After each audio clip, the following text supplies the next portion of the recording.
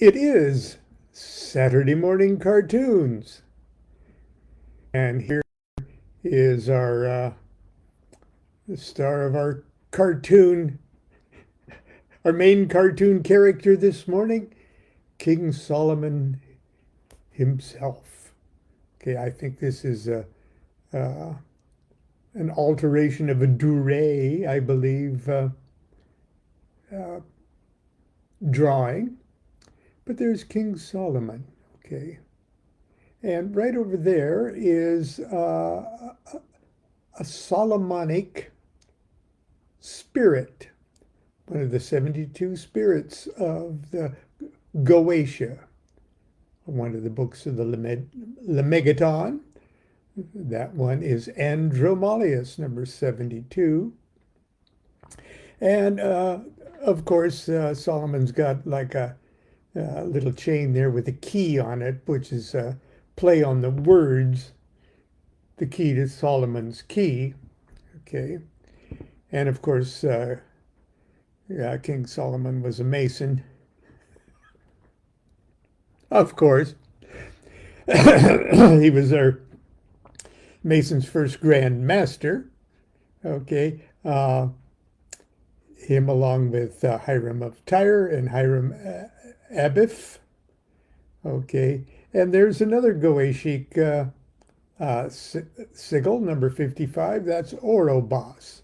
Now, of course, those weren't part of the original Doré thing, and neither were these Masonic symbols that, or that Mogan David there, or the little seal of the Knights Templar that are on that page. Well, it sort of has something to do with the text of the book. My book, The Key to Solomon's Key. Is this the lost symbol of Masonry? That's the title of the second edition. Anyway, I'm not going to read from that text, but I'm going to read from my comments on the Solomonic formula. Now, those of you that are kind of familiar with my attitudes and my lazy magician's theory of everything. I know magicians who conform beautifully, absolutely awesomely, breathtakingly beautiful to the outline and procedures for Solomonic magic.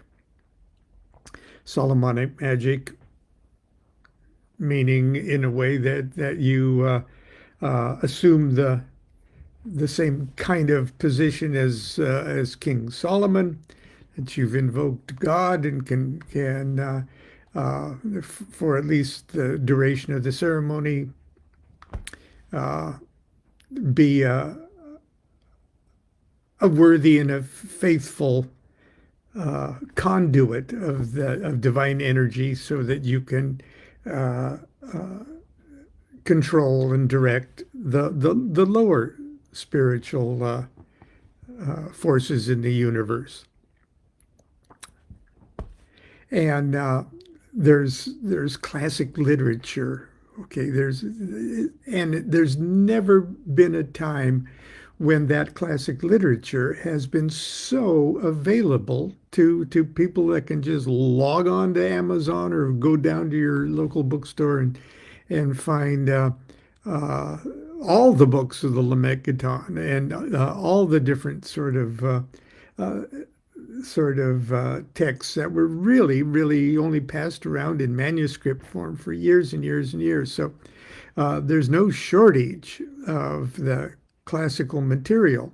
And if your sense of magic art or your superstition, either one or a combination of both, requires that you follow those directions to the T, right down to the kind of dove's blood that you use in your shit like that. Do it. Magic is an art. And if that's your sense of art, that's what gets you going into the magic, feeling. That's what you need to pump yourself up. Now, if you don't need that, if that's not particularly your sense of art, if you have another view of why this works, okay, then you should feel free to alter, abbreviate, amend the classic ceremonies to your own comfort. Okay, but there are certain things. Okay, not the particulars, but the general formula of this needs to be followed because that's the technique. So everything else is the doodads to the formula. And those doodads are where your sense of art comes in and sort of dictate the demands for you to be satisfied that the doodads are following the formula, but the formula shouldn't be altered because that's what makes it happen. God, where was I? Okay. You said that you conform to the basic formula and follow the order of ceremony of the classic system, and I do. Okay. Can you outline the basic formula and order of operation? And here's my answer. Here's what I think the formula is. The best way for you to determine for yourself what the basic formula and order of ceremony is to first acquaint yourself with excerpts or the full text of the classic literature, like the Lesser Key of Solomon. Then, if you're passionate enough to explore this kind of magic, acquaint yourself with the full text, these full texts, and other material currently available. Okay, and I give a bibliography here if you can't find it yourself. But below is the outline of my basic operating procedure. Under the heading Motivation and Justification. Before I begin, I ask myself, 1, do I truly have a good reason to raise the spirit? 2, do I feel absolutely justified in doing so? 3, do I have a sufficient emotional tie to the object of the operation? Emotional tie to the object of the operation.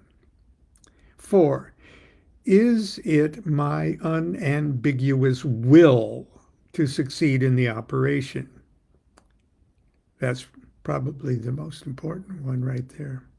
5, do I have the courage to plumb the depths of my subconscious hell to achieve my ends?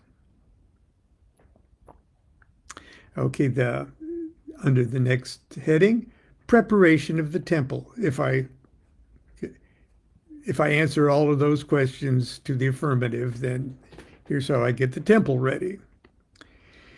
1, in a clean, uncluttered room, I draw, tape, or otherwise create a circle approximately 9 feet in diameter. Just inside the perimeter of the circle, I write or place placards displaying divine names sacred to me. 2, about 3 feet east of the circle, I draw, tape, or otherwise create a triangle, each side measuring 2.5 feet. Upon the sides of the triangle, I write or place placards displaying words of power sacred to me. 3, inside the triangle, I draw, tape, or otherwise create a circle. In the center of the circle within the triangle, I place an incense burner, incense, and a paper copy of the seal of the spirit I intend to evoke. 3, oh, excuse me, the next heading is the preparation of the magician. Prior to the ceremony, I quietly bathe with full intention of cleansing my body in preparation for this serious work. 2, I put on a clean magical robe or insignia representative of my initiatory grade. Now, this doesn't have to be your official, what you think is an official AA this or your OTO that or anything else. You just need a clean robe or clean sweatshirt, whatever, clean. And what makes you feel magical and makes you feel like a magician. Clean. And something you would wear in a dream or a vision that would give you the full armor of your self. 3, I pin to my magical robe a cloth, patch, or paper bearing the image of the hexagram of Solomon, representing my connection with the supreme consciousness, or my macrocosmic, that represents my finger being plugged into the light socket of God. That's why you wear the hexagram. 4, I arm myself with my magic wand and place around my neck a medallion displaying the spirit seal on one side and the pentagram of Solomon on the reverse side, representing, among other things, my connection to the spirit. I show both sides of this to the spirit upon its arrival. It's like showing your badge. Okay, look at you. Okay. I'm in control of my own microcosm here, and I'm speaking with the authority of the macrocosm. Under the heading Preliminary Ceremony, I remove my footwear and enter the circle. 2, I ceremonially cleanse the circle by sprinkling clean water in the east, south, west, and north. 3, I ceremonially consecrate and bless the circle by elevating a lit candle in the east, south, west, and north. Now, of course, you could go to huge, elaborate ceremonies with your cleansing by water and purifying by fire. This is all I do. 4, I formally banish the temple by performing a banishing ceremony with which I am familiar. Banishing rituals can be found in any elementary work on modern magic, and most magicians have tinkered with them to feel comfortable with their own banishing ceremonies. So there. 5, then I pause and pray. That is, I quietly center myself and with full intent make contact with the highest consciousness I am capable of imagining. I visualize myself in the presence of this supreme intelligence, and when the visualization is strong, I invoke that presence into myself so that I feel that I am, at that moment, a perfect reflection of that deity. This is Solomon's secret. And the ceremony should not proceed until this invocation is achieved. Under the heading, the Evocation. From this exalted state of mind, I focus my attention on the triangle and begin my conjuration. My conjuration is a combination of phrases from the classic text, my own compositions, barbarous words of evocation found in other material, and certain calls in the angelic tongue known as Enochian. And this is what I need to do to float my boat. You have to figure out what you need to do to float your boat here, okay? I repeat the conjuration as many times as necessary to achieve what I can only describe as an irrational state of consciousness.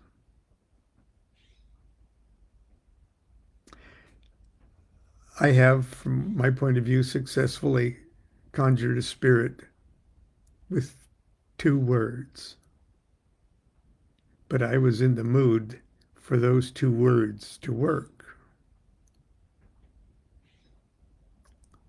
But I digress. 2, I continue until the spirit appears. Please note that for me, the spirit seldom appears to my physical eyes. Its presence is nonetheless unambiguously felt. The sensation of the spirit's presence is often so tangible that the novice often becomes stunned and loses sight of the purpose of the operation. In other words, you go, gee, I wasn't expecting it to work.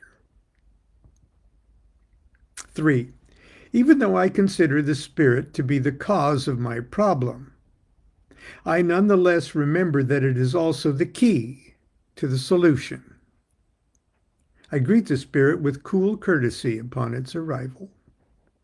4, I firmly yet politely give it a specific, well thought out charge and demand a positive answer from the spirit that it agrees to perform what I demand. During the ceremony, I resist any temptation to amend or otherwise compromise my original demands. Such thoughts that arise during the ceremony are the spirit's desperate attempt to strike a compromise. So I can raise both eyebrows. Okay. The evocation is a formal statement that from now on there will be no more of that. 5, before dismissing it, I remind the spirit that it is now my servant, and that if it serves me well, I will see that it is raised in spiritual status even as I am raised. However, if it does not serve me well, I will have not any compunction about conjuring it once again, burning its seal and utterly annihilating it. 6, I then give it a license to depart, being careful to stipulate that it carry out my orders without harm to me, my loved ones, or any entity living or abstract for whom I hold affection or goodwill. 7, I banish the temple as in the beginning and wait until such time as I cannot feel any residue of the spirit's presence. After the ceremony, 1, I do everything I can to snap out of it and return to everyday objective consciousness. This is why drugs are most of the time a horrible idea. Okay. If I can't shake the spooky feeling, I banish again and again until I do shake the spooky feeling. Number 2, I break down the temple, put everything back in their sacred little containers, including the spirit seal that was in the triangle, which I place in a special box that no one else should ever touch. And while the experience, 3, while the experience is still fresh in my mind, I sit down and write a detailed record of the operation in my diary. Under the heading, Did it work? The charge to the spirit should have been so worded that I know within a specific time period whether or not the spirit is doing its job. Failure of the spirit to perform as promised requires that I evoke it again and issue a threat. Failing again, I re-evoke the spirit, torment the spirit in a firebox. Failing that, I put its sigil in a little tin box with a little chain on it, and with the sword hold the spirit's seal in that box over like a candle flame in the triangle, and go, please, this is just to remind you that you said that you were going to do this, this little wake up call here. Okay.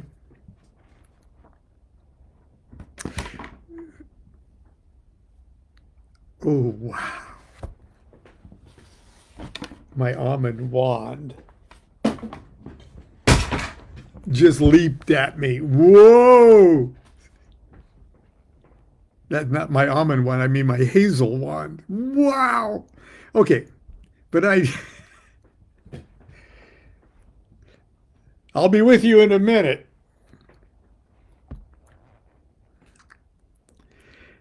Okay, failing again, I re-evoke the spirit and torment it in the firebox. Failing that, I re-evoke for the purpose of destroying the seal and the spirit completely.